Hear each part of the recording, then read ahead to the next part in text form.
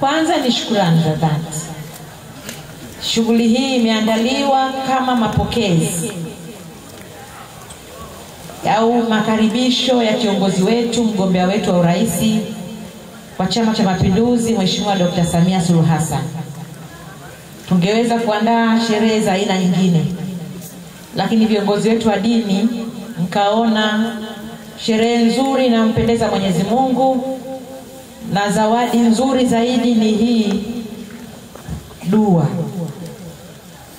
dua kwa taifa letu, dua kwa kiongozi wetu, mgombea wetu wa urais ambaye ndio rais wetu kwa sasa, lakini hata sisi wengine ambapo Mwenyezi Mungu imempendeza pia tumepata nafasi ya kuwakilisha katika kugombea nafasi ya ubunge na madiwani. Kwa mimi nawashukuruni sana kwa sababu hili jambo kama nilivyosema, si nyakati zote watu wanaweza kufikiria viongozi wetu wa dini kufanya jambo hili, lakini kipekee Mwenyezi Mungu amewezesha. Mashehe wetu mmepata maono ya kurejea katika historia na kuweza kumkaribisha mgombea wetu Daktari Samia Suluhu Hassan, kama ambavyo Bagamoyo tumekuwa na historia hiyo nyakati za kupigania uhuru, lakini sasa hivi hatupiganii uhuru, tunaendelea kupambania ustawi wa jamii yetu.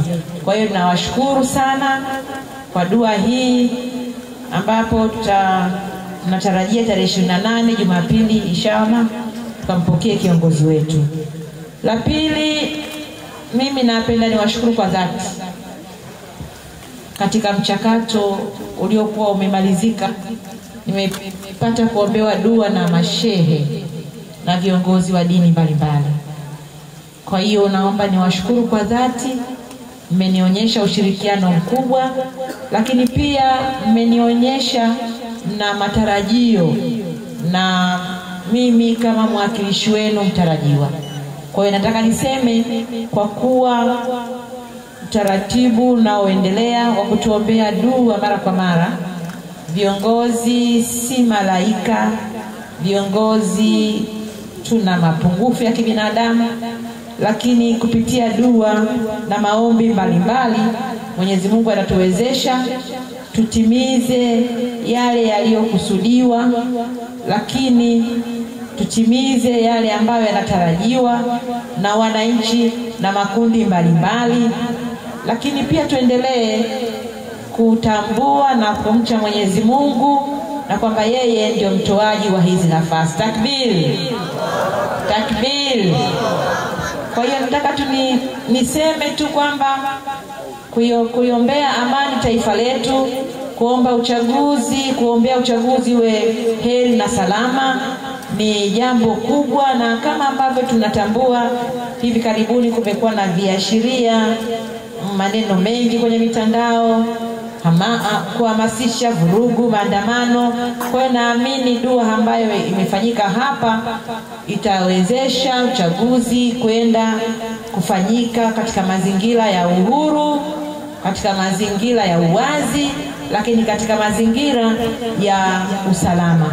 Kwa hiyo naomba tu wahakikishie kama ambavyo mgombea wetu wa urais Dr. Samia Suluhu Hassan, ambaye pia ndio amiri jeshi mkuu, ameshatuambia kwamba uchaguzi kwa kadri ambavyo vyombo vimejipanga, na yeye akiwa amiri jeshi mkuu, kwamba utakwenda kwa salama na amani.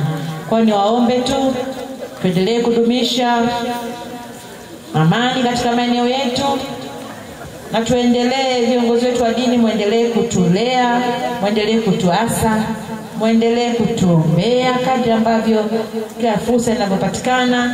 Lakini mimi kama mwakilishi wenu mtarajiwa nitaendelea kufanya kazi, nitaendelea kuwashirikisha, nitaendelea kuwafuata na kuomba maoni yenu, lakini nitaendelea kuwaomba mnilee kidini na mnilee pia kwa mazingira ya Bagamoyo yetu, mnishauri, mnielekeze. Mimi ni kama binti yenu, kama mashehe wengi naona mmenizidi umri hapa, lakini pia kwa mama zangu, na kadri Mwenyezi Mungu atakavonijalia ninawaahidi tu kushirikiana na nyinyi katika maeneo mbalimbali.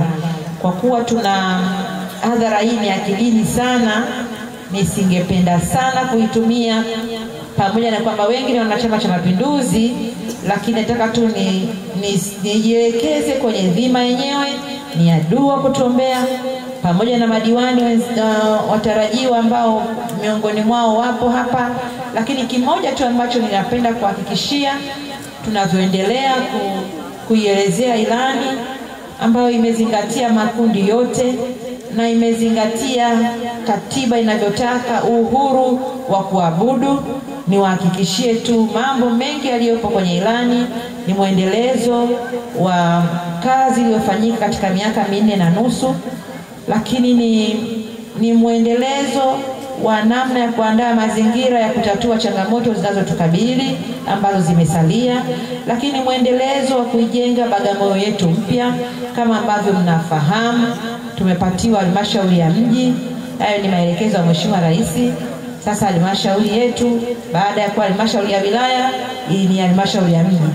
Fursa za halmashauri ya mji nyingi, ikiwa miundombinu ya barabara ya uhakika, miundombinu ya stendi, masoko ya uhakika na fursa nyingi ambazo zinaendana na mji. Na ninaona kama Mheshimiwa Rais ambaye ni mgombea wetu ametutendea haki kwa mchango wa wilaya yetu ya Bagamoyo, hasa kwenye kupigania uhuru wa nchi hii, kama ambavyo historia imesemwa hapo. Ukiwataja orodha ya wanachama 5 wa mwanzo au waliokuwa na mchango, tamtaja marehemu hayati Shehe Mohamed Ramia, mzee wetu Nasri Ali. Kwa hiyo wote utaona sisi kutupatia hadhi ya mji ina maana ni kuienzi historia hiyo. Lakini mji wetu ulikuwa mapito ya watumwa, walikuwa wanapita katika bandari yetu ya Bagamoyo. Kwa yote haya unaona mheshimiwa anaturejesha katika historia ya kwamba mchango wa wilaya yetu ya Bagamoyo. Lakini ufufuaji wa bandari, ujenzi wa bandari mpya ya Bagamoyo ni matumaini ambayo tumepewa katika ilani. Kwa hiyo dhamana yangu mnapokwenda kuniamini kupitia kura ni kuhakikisha haya mambo na ya kwenda kuyasimamia. Kwa hiyo baada ya kusema maneno haya mafupi, mimi niseme ninawashukuru mno. Kwangu mimi niko hapa na mamangu mdogo, jambo hili kifamilia ni kubwa sana na sikulitarajia katika hadhara hii kubwa. Kwa hiyo ni naomba radhi tu kama pale nitapokuwa labda nimeteleza, lakini napenda kusema milango iko wazi kwangu, kwa taasisi zote za dini, katika kuona namna gani tunashirikiana wakati wowote, iwe swala la kijamii, iwe swala la kidini. Niko tayari niweze kuwa mwakilishi wenu vizuri, niweze kuwa kiungo baina yenu na Mheshimiwa Rais Dr. Samia Suluhu Hassan, ambaye ninaamini kwa kazi alizofanya Watanzania wataenda kumchagua kwa kishindo ili aweze kutuongoza kwa awamu ya pili. Baada ya kusema maneno haya, naomba niwashukuruni sana na niwatakie kila laheri, na nimuombe Mwenyezi Mungu atuwezeshe tuendelee kushikamana, atuwezeshe tupate afya njema, atuwezeshe tuendelee kumwabudu yeye Mwenyezi Mungu, maana hana mshirika na hana kufananishwa naye, lakini pia atupe hatima njema. Asanteni sana kwa kunisikiliza na nawatakia usiku mwema.